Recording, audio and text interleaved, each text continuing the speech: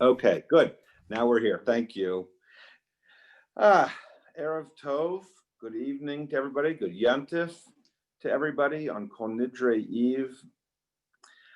I'm tasked with not only welcoming you, but putting some of what we're doing in context, and to speak a bit, just for a few moments, about time's passage and time's purpose. I've coined a word in the last week. It's the word warpy, W-A-R-P-Y, and it refers to the way in which time feels as if it's warping. Sometimes it goes by quickly and sometimes it goes by slowly. It's hard to know what day of the week it is. I know that everyone who's been involved in bringing Yom Kippur into fruition, if you will, or planning our High Holy Days, our schedule has been really out of sorts, a very different kind of planning process, and certainly we miss being together in person at the synagogue tonight, and so time has warped in a strange number of ways, I know, for all of us, and yet we're still charged and challenged to make it purposeful and to identify certain days as being different and more distinct than other days, and to give our times meaning and to endow our fleeting days with purpose. And so time's passage, as it bends and warps in different ways, challenges us to make each and every day, and then significant days, all the more purposeful. And that's our charge tonight. And so I want to invite you, as you prepare to be with family and with friends and all of us together. We share this experience, all of us, in real time. And I invite you to get your candlesticks and to prepare to inaugurate the evening, as we will do that together as we share blessings over the kindling of our lights. And then as we continue to make music and share songs and blessings and time together, we'll have an opportunity as we move forth from here. I'll give you more details a little bit later about the rest of our evening and into the day tomorrow. So I wish all of you a Shana Tova, if you're fasting, an easy fast and a very meaningful, purposeful Yom Kippur this year. Molly?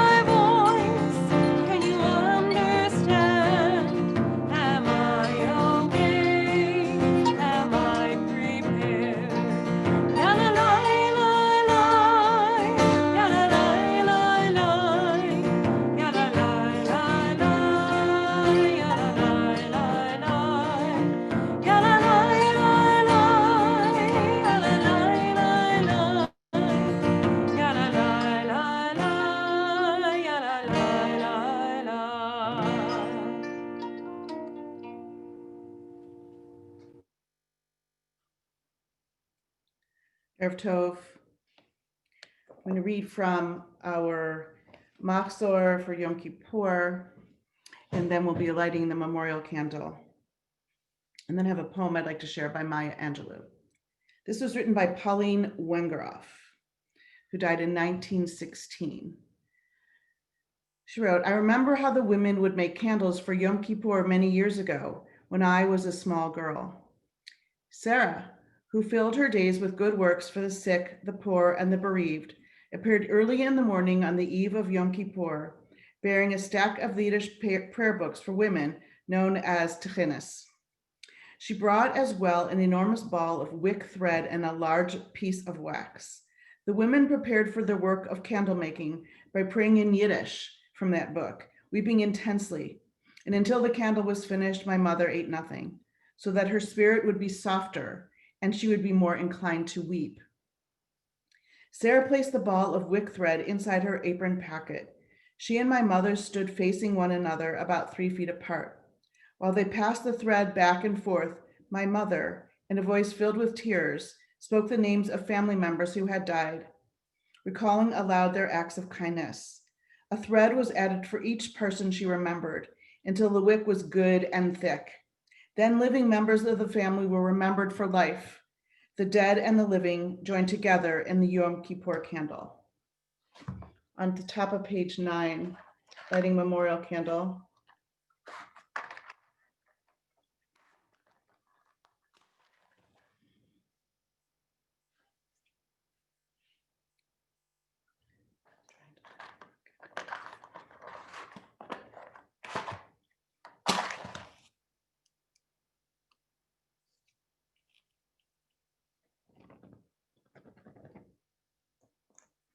Baruch atah Adonai, notea b'tocheinu chayei olam. You are blessed, eternal one, who places within us life everlasting. When great trees fall. When great trees fall, rocks on distant hills shudder. Lions hunker down in tall grasses, and even elephants lumber after safety. When great trees fall in forests, small things recoil into silence, their senses eroded beyond fear. When great souls die, the air around us becomes light, rare, sterile. We breathe briefly. Our eyes briefly see with a hurtful clarity.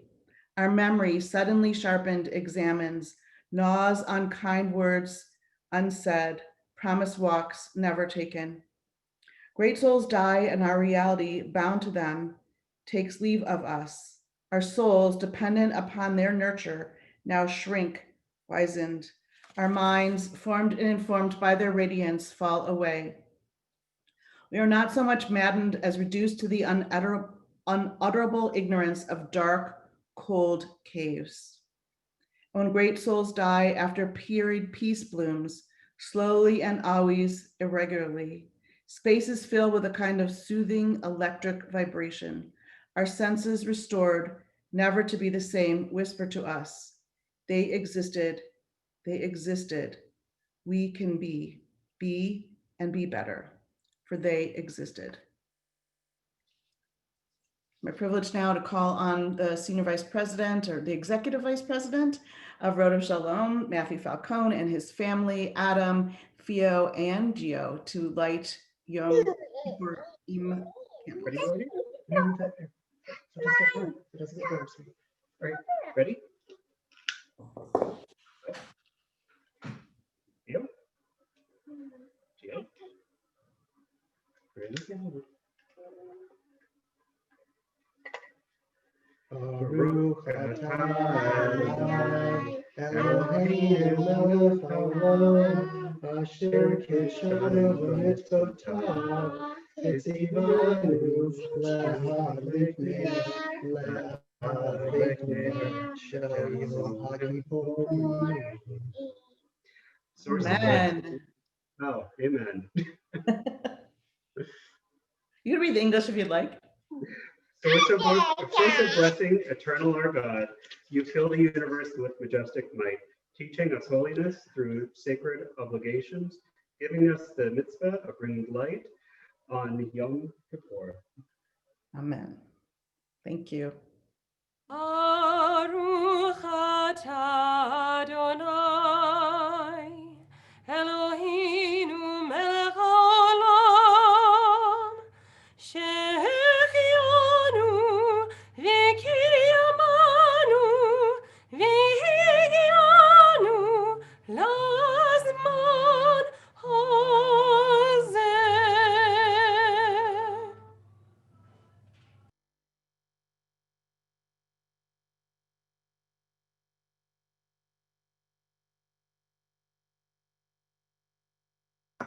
Okay, sorry, it's to me. I want to give you a few procedural instructions and a bit of context. We move from here for a service at 7:30.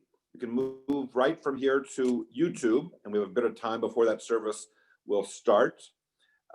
We have an opportunity as we do that for all of us to share that in synchronicity, to share that service in real time, concurrently with one another, and knowing that Dr. Greg Siegle, who is part of our worship team, has taught me about what's called self-other overlap, and that when we share these experiences together, we are invigorated thereby. We derive positive experiences, positive feelings about that. Difficult experiences, difficult challenges seem less so as we anticipate them, and even as we appreciate them in retrospect.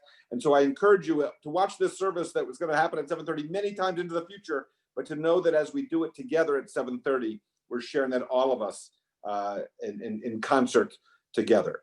Should you need to or wish to, you could stay here, and we'll be streaming our YouTube service over the Zoom channel that we're on now. So if that's easier, or if you don't have access to a computer, but you're joining us on Zoom over the phone, then you can stay right here, and the service will commence just after 7:30. I think there's actually a 2-minute YouTube delay as of 7:30, so you haven't missed anything if you don't hear the service start at exactly 7:30, but at 7:32, it will. For everybody else, you have in your emails, or you can go to rschiholydays.org, and there find the links, and there find everything you need to join us at 7:30, in addition to being able to review on our YouTube channel services from Rosh Hashanah.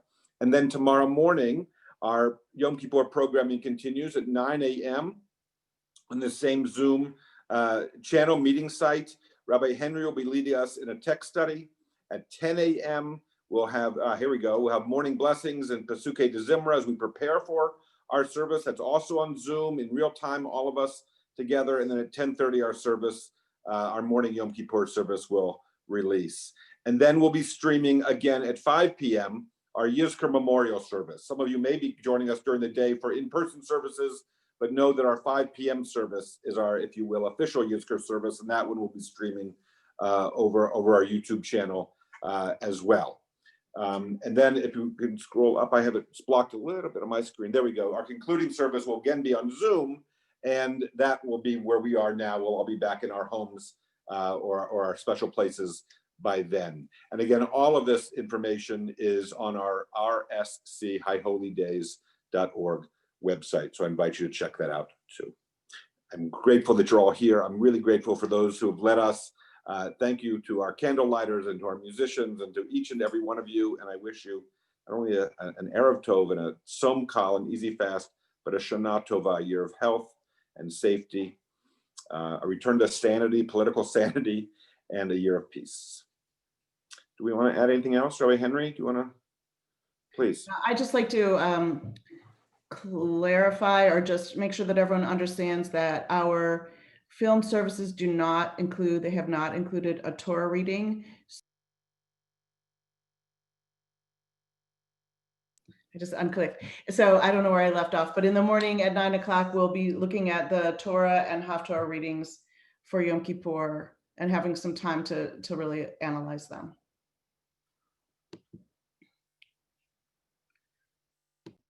Okay, thank you. We will be concluding with some meditative music, I gather, so you can stick around for as long as you like, or go take what we call a bio break, or make yourself comfortable and settle in, and we will be together again at 7:30 this evening, and then have opportunity at 9 a.m., 10 a.m., and 10:30, and 5 p.m. tomorrow. So we'll just conclude with Gemar Chatima Tova, which means may each one of us be inscribed in the book of life, or not inscribed, sealed. On Rosh Hashanah, we say inscribed. On Yom Kippur, we say sealed. So Gemar Chatima Tova to one and all.